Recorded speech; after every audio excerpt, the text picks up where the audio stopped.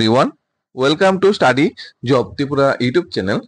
আমাদের এই চ্যানেলে আপনাদের সবাইকে স্বাগতম।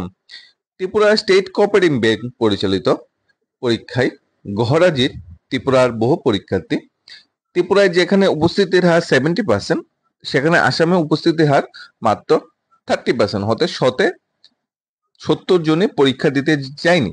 তাতে কি ক্যান্ডিডেটের আর্থিক অবস্থা, ব্যাংকের প্রতারণা, ব্যাংকের অসহযোগিতা, অনেক কিছু রিজন বা কারণ হয়ে দাঁড়িয়েছে, যার জন্য টানাপোড়েন চলছে। অনেকে রেল দিয়ে যাওয়ার পরেও মানে রেলের রাস্তার যে ক্ষয়ক্ষতি হয়েছে, তার জন্য রেল আটকে অনেকে 3-4 তারিখে পরীক্ষা দিতে পারেনি। অনেকে আর্থিক অবস্থা বাধা হয়ে দাঁড়ায়, টাকা পয়সা ক্রাইসিসে পরীক্ষা দিতে যেতে পারেনি। ব্যাংকে অনেকটা প্রতারণা করেছে, হয়তো গাড়ি রেলের ব্যবস্থা করেছে কিন্তু অর্থের তো আর ব্যবস্থা করেনি। আর্থিক অবস্থা অনেকের বাধা হয়ে দাঁড়িয়েছে। দেখে নেবো আমরা কি খবরটা উঠে এসেছে। সমবায় ব্যাংকের পরীক্ষায় গহরাজির বহু পরীক্ষার্থী। বহু চর্চিত ত্রিপুরা সমবায় ব্যাংকের নিয়োগ পরীক্ষা চলছে। এই পরীক্ষায় গহরাজির বহু পরীক্ষার্থী 19,664 জন পরীক্ষার্থী বসার জন্য আবেদন করেন, কিন্তু 3 ও 4 মে দুদিনের সার্বিক চিত্র রাজ্যের পরীক্ষা কেন্দ্রে উপস্থিতির হার প্রায় 70%। রাজ্যে বলতে আমাদের ত্রিপুরা রাজ্যে 70% ক্যান্ডিডেট পরীক্ষা দিচ্ছে শতে, এবং আসামের পরীক্ষা কেন্দ্রগুলি গড়ে উপস্থিতির হার 30%। অর্থাৎ ত্রিপুরায় যেখানে 100-তে 70 জন পরীক্ষা দিয়েছে, আসামে 30 জন পরীক্ষা দিয়েছে। ধরে নেই যদি পরীক্ষা কেন্দ্রটা ত্রিপুরায় হতো, তাহলে ত্রিপুরা 70% পরীক্ষা দিত, আসামে হওয়াতে 30% পরীক্ষা দিয়েছে।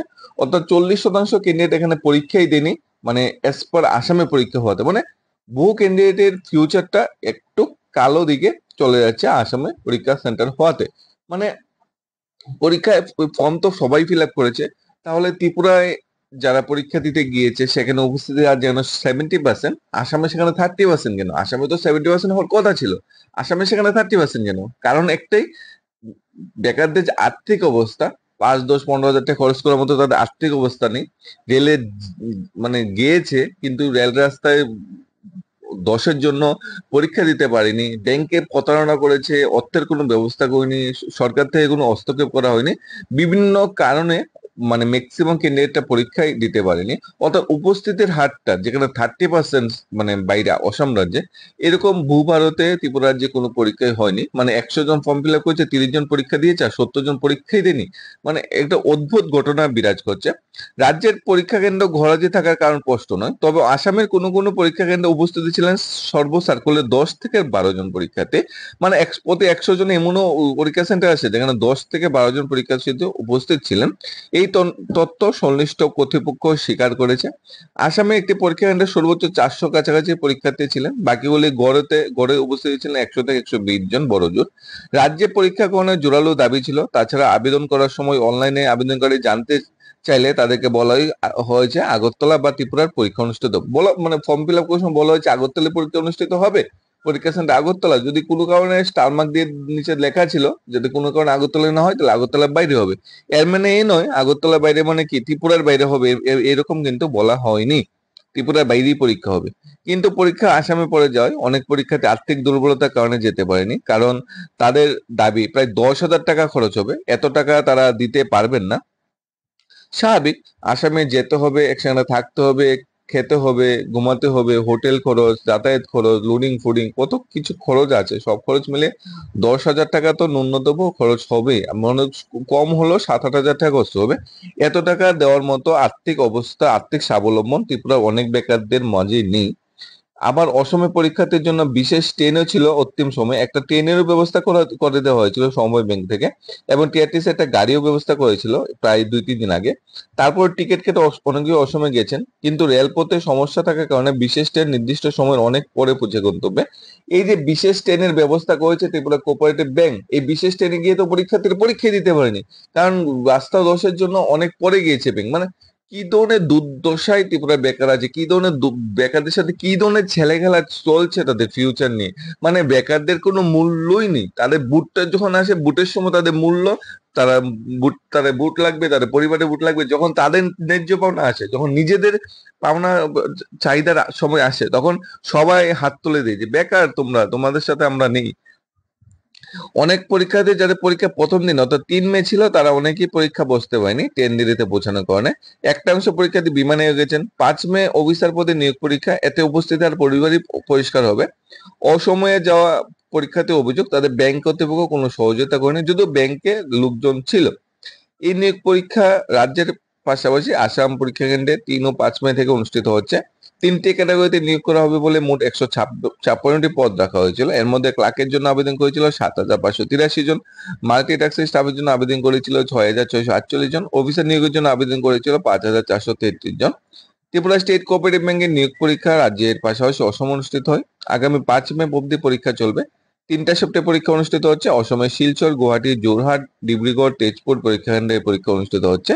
৩ দিনব্যাপী পরীক্ষা ঘিরে অনেক আগেই বিতর্কের জন্ম দেয়, কারণ বহিরাজ্যে গিয়ে কেন রাজ্যের পরীক্ষার্থীরা পরীক্ষা দেবে। সময় ব্যাংকের বক্তব্য আগেই জানানো হয়েছে, তারপর বিশেষ কোনো পদক্ষেপ গ্রহণ করা হয়নি। বিশেষ ট্রেন ব্যবস্থা নেওয়ার পরও বিশেষ টিআরটিসি বাসের ব্যবস্থাও করা হয়, কিন্তু এর জন্য যাতায়াত ব্যয়ভার বহন করবে কে? ব্যাংক কর্তৃপক্ষ কিন্তু যাতায়াত ব্যয়ভার কিন্তু বহন করেনি, কিন্তু এর জন্য যাতায়াত খরচটা কিন্তু কেন্দ্রের নিজেরই দিতে হচ্ছে। দিব্যাঙ্গ মহিলা পরীক্ষার্থীদের 90% মানে দিব্যাঙ্গ বা মহিলা ক্যান্ডিডেটে ম্যাক্সিমাম ত্রিপুরায় সিট রাখা হয়।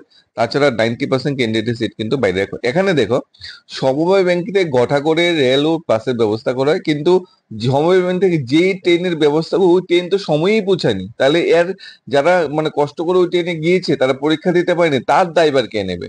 ১ নম্বর কথা। যেখানে ত্রিপুরা হার 70%, সেখানে অসময়ে উপস্থিতি হার 30%। তাহলে অসময়ে উপস্থিতি হারে তো কম কেন? তাহলে বেকাররা অনেক আশা নিয়ে বুক বেঁধে ফর্ম ফিল আপ করেছে, তারপর পরীক্ষা দিতে পারেনি। তাহলে তাহলে যারা পরীক্ষা দিতে পারেনি তার দায়ভার কে নেবে? বাস অ্যাক্সিডেন্টে হয়তো কেউ মারা গিয়েছে, তার দায়ভার বা তার ফ্যামিলির দায়ভার কে নেবে? ব্যাংকে এখানে সত্যি আমি গত ভিডিওতে বলেছিলাম, ব্যাংকে এখানে একদম ইয়মদূত, ইয়মরাজ যেখানে আর ইয়মদূত দুইটোই ব্যাংক কাজ করেছে। ব্যাংক জন্মই গ্রহণ করেছে এই ব্যাংক বেকারদের জীবনে ছেলেখেলা করার জন্য। তবে অবশ্য যারা পরীক্ষা সেন্টারে গিয়েছে, পরীক্ষা দিচ্ছে, তাদের প্রতি বেস্ট অফ লাক হলো। তোমরা যে কষ্ট করে পরীক্ষা দিতে গিয়েছো বা পরীক্ষায় বসেছো, তোমাদের ধৈর্য বা তোমাদের যে শক্তি, তাকেও আমাদের সেলুট জানানো দরকার। তোমাদের যে চাহিদা, তোমাদের যে ইচ্ছা, যে গভর্নমেন্ট জব করতে হবে যে কোনো পরিস্থিতিতে, তোমরা যে পরীক্ষা সেন্টারে যেতে পেরেছো, পরীক্ষা দিতে পেরেছো, তোমাদের বেস্ট অফ লাক। এবং তোমরা আজকের এক্সামটাও ঠিকঠাক ভাবে ভালোভাবে দাও, তোমাদের ফিউচারটা আরো ব্রাইট হোক। কিন্তু যারা পরীক্ষা দিতে পারেনি তার জন্য ব্যাংকের চিন্তা করা দরকার ছিল, সরকার চিন্তা করা দরকার ছিল যে এত উপস্থিতির হার কম কেন। 30% যদি উপস্থিতির হার হয়ে থাকে মানে কি, 10,000 পরীক্ষার্থী যদি আসামি সেন্টার পড়ে থাকে, 3,000 পরীক্ষার্থী 7,000 পরীক্ষাতে দেয়নি, 7,000 ইন্টু 1,000, এখানে লক্ষ লক্ষ কোটি কোটিতে ব্যাংক কামিয়ে নিয়েছে, সরকার কামিয়ে নিয়েছে, আইবিপিএস কামিয়ে নিয়েছে, কিন্তু তাদের সুষ্ঠু ব্যবস্থা কিন্তু সরকার বা ব্যাংক থেকে করা হয়নি। ব্যাংক এখানে প্রপারলি গিলটিও ফিল করেনি। ব্যাংক একদম নির্লজ্জ ভাবে সাংবাদিক সংঘরে বলছে যে আমরা তো বলেছি পরীক্ষা সেন্টার বাইরে পড়তে পারে, কিন্তু ত্রিপুরা বাইরে তো বলিনি পরীক্ষা সেন্টার বাইরে পড়তে। তাছাড়া আমরা ট্রেন বাসের ব্যবস্থা করে দিয়েছি, স্যার যথেষ্ট। এখানে আর্থিক অবস্থা, আর্থিক সংকুলনের যে বাধা বেকারদের, আর বেকাররা তো কাজই করে না, কাজ করে না বলে তো পরীক্ষা দিতে এসেছে, ব্যাংকের পরীক্ষা ফর্ম ফিল আপ করেছে, তাদের কাছে কোথায় থেকে টাকা আসবে? মা বাবার কাছে কি অডেল টাকা, অডেল অট্টালিকা ব্যাংক খুলে বসে আছে যে তাদের জন্য টাকা দেবে? মানে এত আর্থিক সচ্ছল কি ত্রিপুরা রাজ্যে সমস্ত বেকার ফ্যামিলি কি আছে নাকি? তো যারা আছে তো তারা আছে, যারা নেই তারা কি করবে? ইন ফিউচার যাতে এরকম না হয় সেদিকে আমাদের দেখতে হবে। ত্রিপুরায় কোনো ব্যাংকের পরীক্ষা, অর্থাৎ ত্রিপুরার কোনো ব্যাংক বলতে ত্রিপুরা কোঅপারেটিভ ব্যাংক, গ্রামীণ ব্যাংকের পরীক্ষা বাইরে পড়ুক, সমস্যা নেই। মানে কিন্তু আগে থেকে বলে দিতে হবে। কিন্তু কোঅপারেটিভ ব্যাংকের মতো পরীক্ষা, টিপিসির মতো পরীক্ষা, ত্রিপুরার নিজস্ব সরকারি চাকরির পরীক্ষাগুলি অ্যাটলিস্ট ত্রিপুরাতেই হোক, যাতে বেকারের মৃত্যু না হয়, বেকার আর্থিক প্রতিকূলে যাতে পরীক্ষা সেন্টারে বসতে বাধা না হয়ে দাঁড়ায়, বেকারদের জীবন যাতে ছেলেখেলা না হয়, ব্যাংকের সাথে বেকারদের যাতে প্রতারণা করা হয়, বেকারদের যাতে যাতে অসুবিধা না করা হয়। কারণ বেকারাই কিন্তু ফিউচার, বেকারাই কিন্তু একটা সরকার বা একটি সমাজের মেরুদণ্ড, তারাই কিন্তু ইন ফিউচার দেশটাকে, রাজ্যটাকে চালাবে। তাই তাদের জীবনে ছেলেখেলা করাটা কিন্তু কারোর উচিত হয়নি। এখন করে নিয়েছে, হয়তো ইন ফিউচার যাতে না করে সেদিকে নজর রাখা সবার দরকার, এবং সরকারও এখানে সামনের সারিতে এসে দায়িত্ব পালন করা দরকার ছিল। ধন্যবাদ সবাইকে। Studies of Tripura YouTube channel.